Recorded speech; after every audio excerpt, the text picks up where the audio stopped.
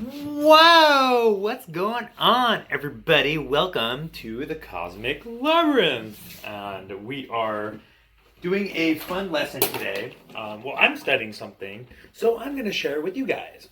But let's start right at the top. It's serious matter.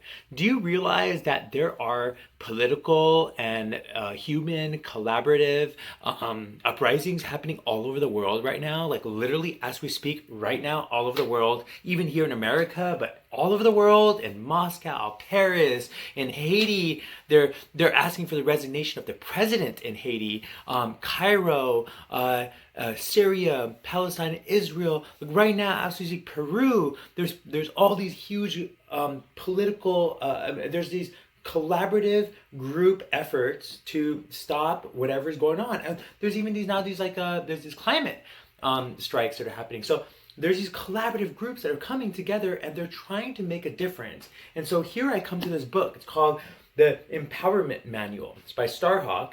And so I'm going to be going over chapter 1. And chapter 1 starts off with talking about how throughout history, it's these collaborative movements, these collaborative communities. When they come together, they can do amazing things, but they have to come together. That's the key. And that they come together with the right kind of energy and the right kind of momentum and the right kind of ingredients, and then they actually make a lasting effect.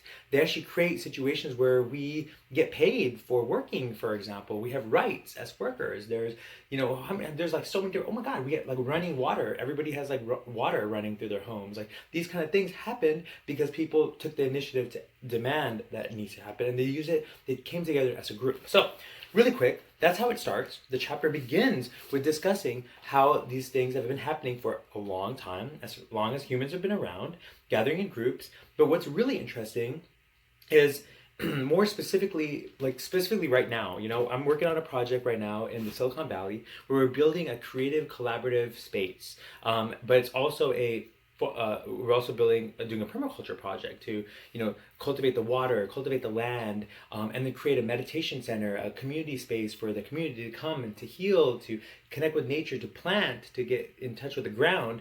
But as we're doing it, we're all reading from this book, and we're all connecting, collaborating on this so that we can understand how to develop a community, a collaborative that works really well. So if you want to create a collaborative or a community wherever you are, I would say get this book. It's really awesome. It's not that expensive, and it's super, super well done. I mean, Starhawk herself she's been doing this for a long time, and like she has, what I've read so far is awesome. Her experience is impeccable. And really quick to jump, she goes over her whole background and everything. You can look at that. But what I wanted to tap into really quick was how two interesting facts.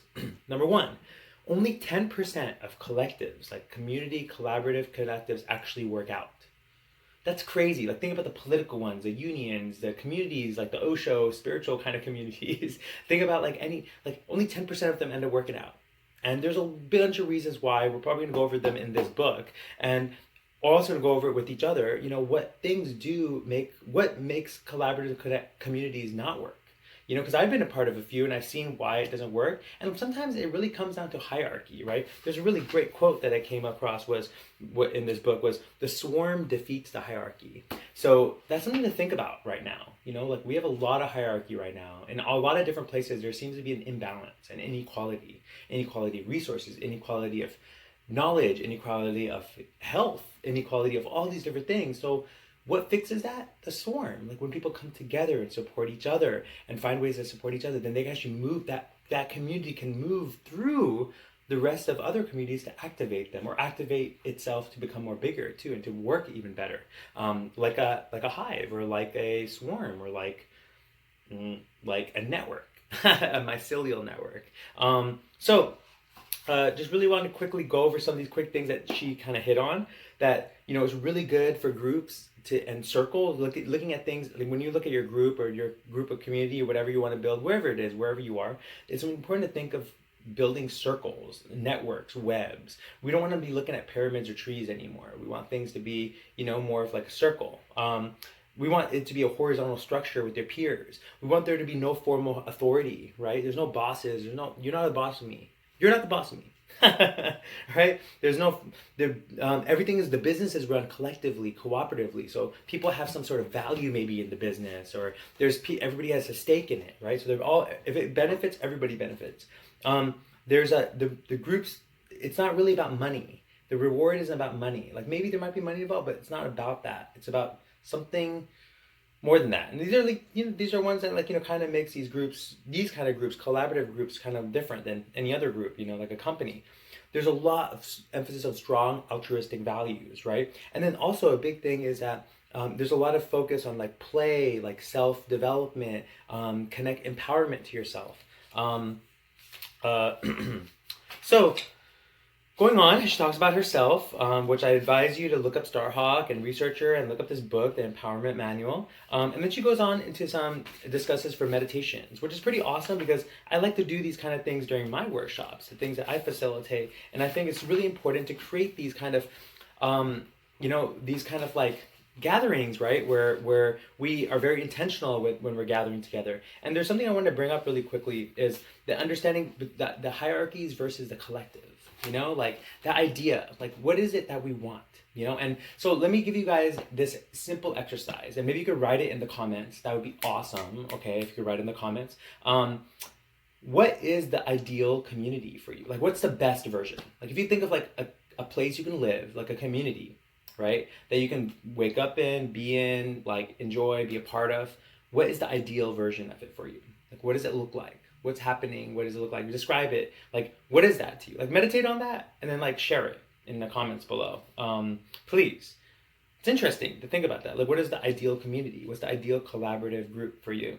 And so before I end this, I just want to tell you really quickly that we need collaborative groups right now. Like, it's something that is imperative in our world. We need it if it's because of causes that matter, whether it's energy or water or food or health, whatever it is that matters to you, the climate, whatever it is. Like, we need these communities for health, but we also need to be very mindful about the community when we have it. Like, what's happening in it? Are we cultivating it? Are we nurturing that community? Like, is it a community of health and healing, or is it a community of more destruction and more abuse? Right? So let's be super mindful about these. Let's question each other. Let's question the hierarchy.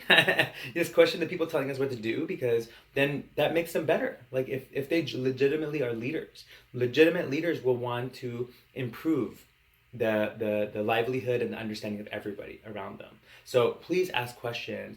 Look at questions in your own life. What is a collaborative? What is a community you want to have? And I'll be talking about more stuff from this book, because we're just getting started. She's about to go into an example of a community where it didn't work out and what happened in that community. We can learn about that. So, awesome! Cosmic, collaborative, creative, consortium. Peace!